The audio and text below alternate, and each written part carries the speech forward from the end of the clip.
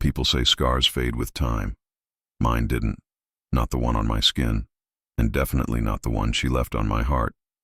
My name's Aiden Cole, and this is the story of the day she saw my scar, turned her back, and the moment she came crawling back when she learned the truth.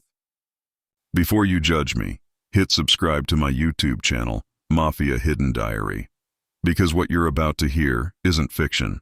It's the truth I bled for. The rain had been falling all evening, tapping against the glass like it was keeping time with my pulse.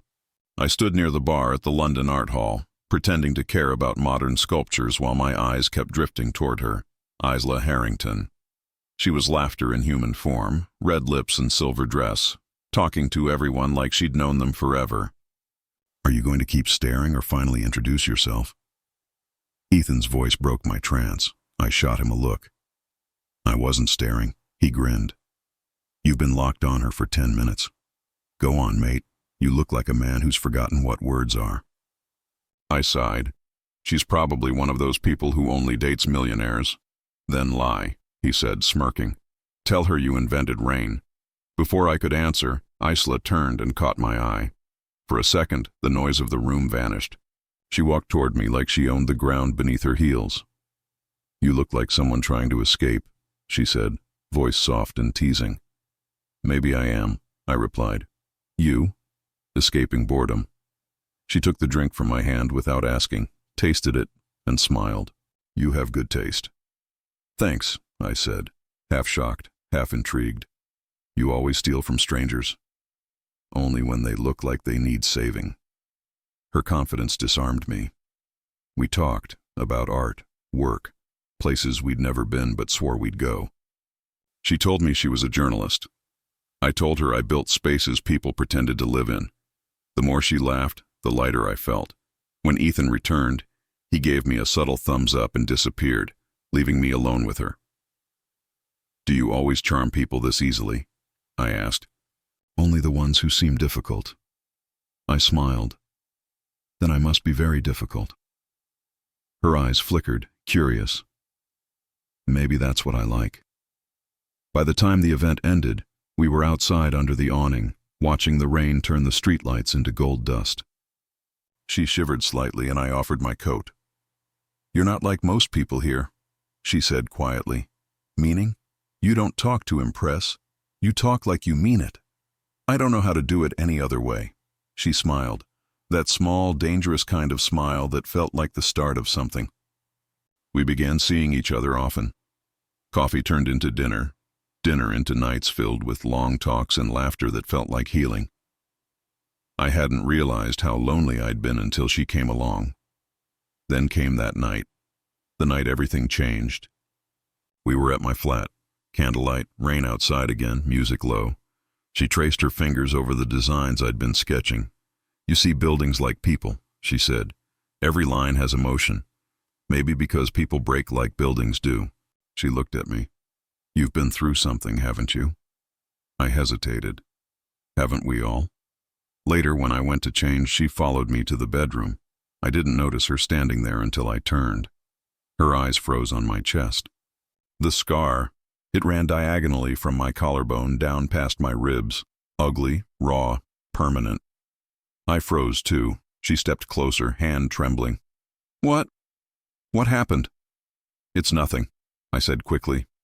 "Old accident." She touched it gently, then pulled back as if burned. "It looks painful." "It was," I admitted. "But it healed." She said nothing. Her face changed, warmth draining, replaced by something I couldn't name. Pity? Fear? Revulsion? I tried to smile. "Hey, it's just a mark. Doesn't define me." But she looked away, grabbing her coat. I need some air." "Isla, wait." She shook her head. "I just need time, Aiden." The door closed before I could speak again. I waited all night. Texted. Called. Nothing. The next morning she was gone. From my phone, from my life, like we'd never met.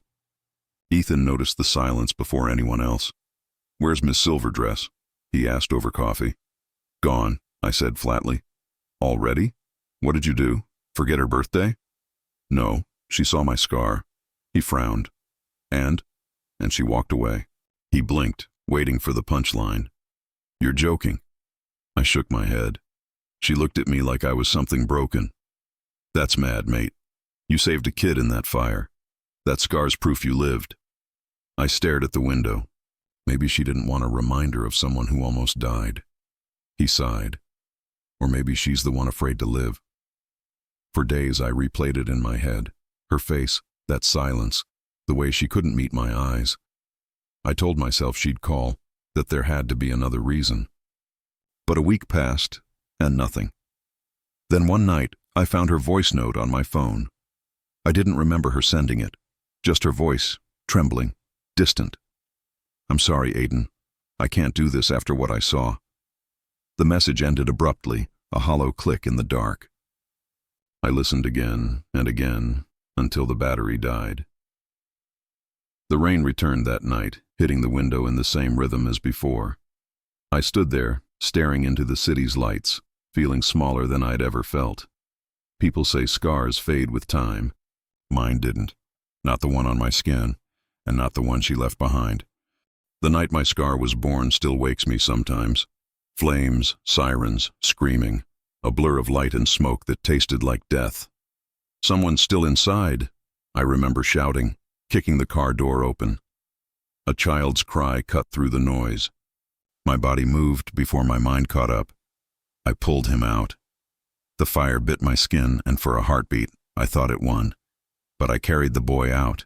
His mother's scream was the last thing I heard before everything went black. When I woke up in the hospital, Ethan was sitting beside me, eyes red. You're an idiot, he muttered. I croaked. Is the kid alive? Yeah. You saved him. And me? He hesitated. Barely. I looked down at my chest, at the thick, angry scar running across my skin. Guess I brought home a souvenir.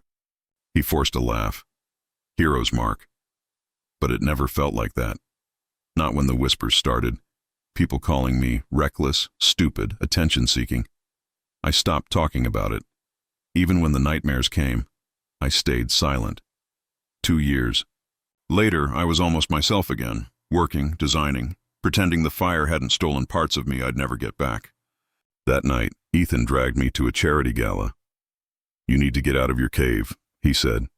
I sighed. I'm not good at these things. You don't have to be. Just smile, shake hands, act like you haven't been living on black coffee and regret. I was halfway through the hall when I saw her, Isla. She stood beside a man in a tailored navy suit, Harrison Blake. His hand rested casually on her back like he owned her. The air left my lungs, Ethan noticed. That's her, isn't it? I nodded slowly. Yeah. You want to leave?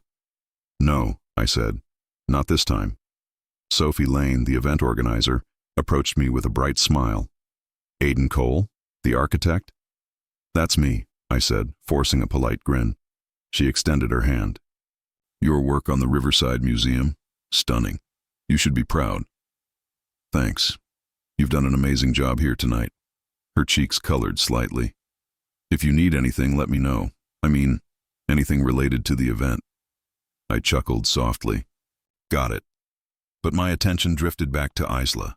She turned, eyes locking with mine. The glass of champagne in her hand trembled. Harrison said something and she nodded, but her gaze never left me. I walked over. Ethan muttered, "Here we go," under his breath. Isla, I said when I reached her. She froze. Aiden, I didn't expect. Neither did I. Harrison looked between us, smiling like a wolf. You two know each other?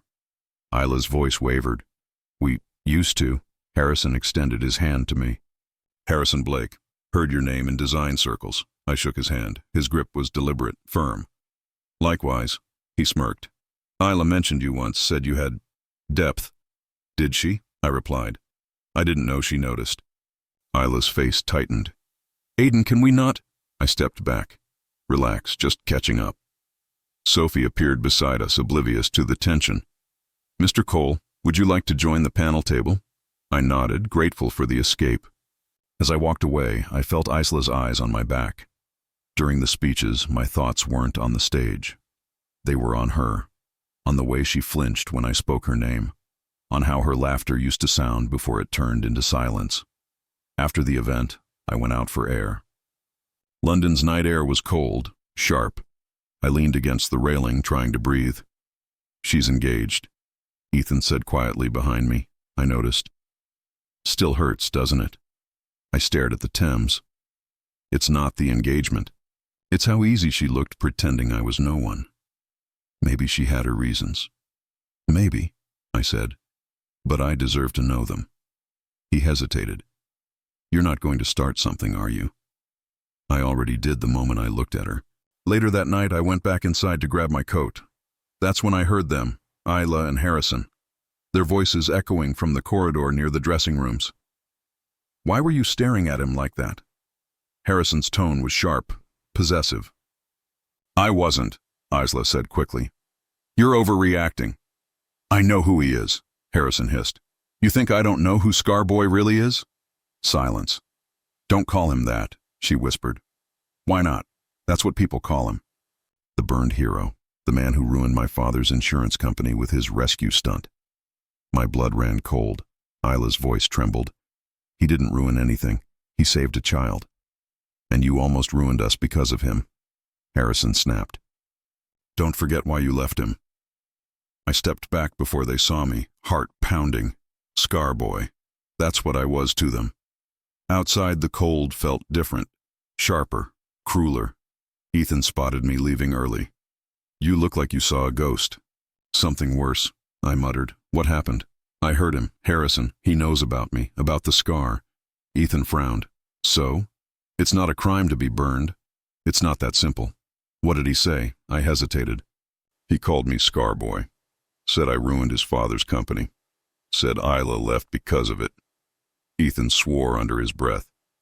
"What the hell does that mean?" "I don't know," I said quietly. "But I intend to find out." When I got home, I replayed the words in my head. Scarboy. Ruined his father's company. It didn't make sense. The accident was supposed to be random. A stranger's car, a freak night. But what if it wasn't? I sat in the dark, tracing the scar across my chest. Every heartbeat pulsed with questions. Why did Isla really leave? What did Harrison's family have to do with that fire? The rain began again, whispering against the glass. I leaned back, eyes open to the ceiling. I thought I'd buried the past. Turns out the past had just been waiting for me to look away. I couldn't get Harrison's words out of my head. Scarboy.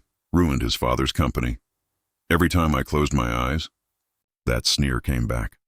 By morning, I was pacing my flat, running through everything I knew, or thought I knew, about that fire. Ethan showed up with coffee. "You look like you haven't slept in days." "I haven't," I muttered. "Something's wrong about that night." He sat on the counter. "You mean the accident?" "It wasn't an accident," I said quietly. "Harrison said I ruined his father's company." "Why would he say that?" Ethan frowned.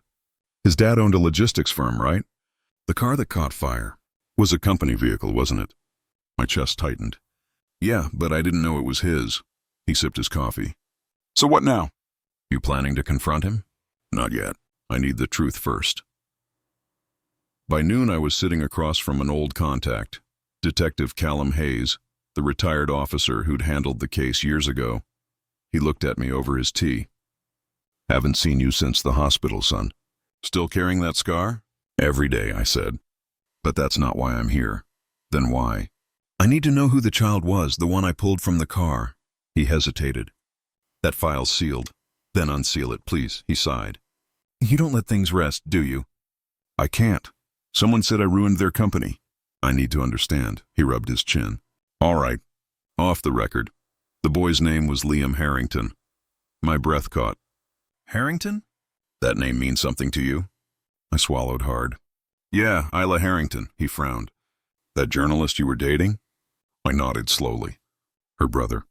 "I saved her brother." Callum leaned back. "Small world. Too small," I said quietly. "Did she know?" "She knew," he said after a pause. "Your name was in the report at first, but someone pulled it." "Political pressure," they said. "The Harringtons wanted privacy." "Privacy," I repeated bitterly. "Or control." He studied me. Why are you digging into this now, Aiden? Because the truth burns worse than the fire ever did. I left his house shaking. Isla had known. She'd known from the start who I was, and she'd still left. By the time I got back to the office, Ethan was waiting. You look like you saw a ghost again. I saved her brother, Ethan. He blinked. Come again? 2 years ago. The boy in the fire, it was Liam Harrington. Bloody hell, he whispered. And she never told you? No. I slammed my fist against the desk. She looked me in the eye and said nothing. She let me think she ran because of a scar, but she ran because of something else. Ethan stood. You don't know that. I do now. He rubbed his temples. So what are you going to do? Storm into her fiancé's office and demand answers? I might. Bad idea. Maybe, I said, voice shaking. But I'm done being the victim in her story. He exhaled. You're walking a thin line, mate. Then maybe it's time someone fell off it. That evening I couldn't sit still. I found myself replaying old voicemails, messages, fragments of her laughter. Every sound twisted deeper into me. Then, just past midnight, a knock came at my door. No one was there, just a brown envelope lying on the floor. No name, no return address. I tore it open. Inside was a photo. Isla sitting in a car beside Harrison, tears streaking her face. Beneath it, a note written in neat handwriting. Not everything you saw was real. My hands shook. What the hell? Ethan called just then. You all right? No, I said flatly. Someone knows something. What happened? An envelope. A photo of Isla crying. And a message. Not everything you saw was real.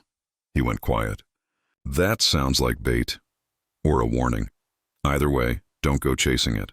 You're already losing sleep, man. I rubbed my temple. I need to know what she's hiding. You really think she was protecting you? He asked softly. I hesitated. Why else would she look that broken? Because guilt looks a lot like love sometimes, he said.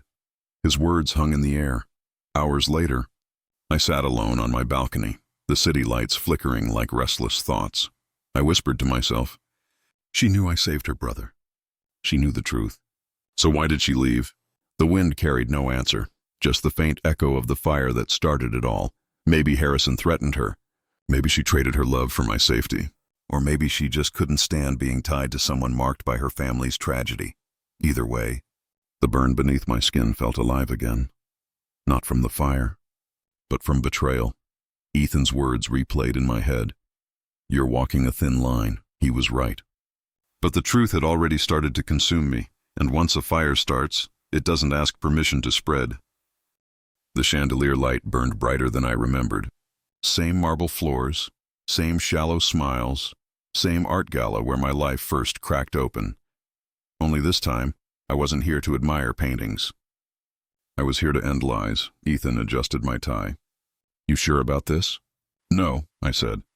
But I'm done being quiet, he sighed. If you do this, there's no going back. There's nothing left to go back to. I looked around, polished guests, champagne glasses, expensive laughter. Then I saw her. Isla. She stood near the stage, a silver gown shimmering under the lights, her eyes scanning the crowd. When they found me, her face went pale. I didn't move. Neither did she. Then Harrison appeared beside her, hand on her waist, his grin slick as oil. He raised a glass. Ladies and gentlemen, welcome to the Blake Foundation's annual gala. My chest tightened. His voice filled the room, fake warmth hiding rot. Tonight, he continued, we celebrate generosity, transparency, and integrity. That word snapped something inside me. I stepped forward. Transparency? Heads turned. Isla froze. Harrison's smirk faltered. Maybe start with your own accounts, I said, my voice echoing through the hall. Gasps rippled. Harrison chuckled nervously. Mr. Cole, isn't it? You're interrupting a charity event. Charity? I pulled a folder from my jacket. You mean the shell company you've been laundering donations through? The crowd murmured. Cameras turned. Careful, he warned. You're making accusations, not accusations, proof.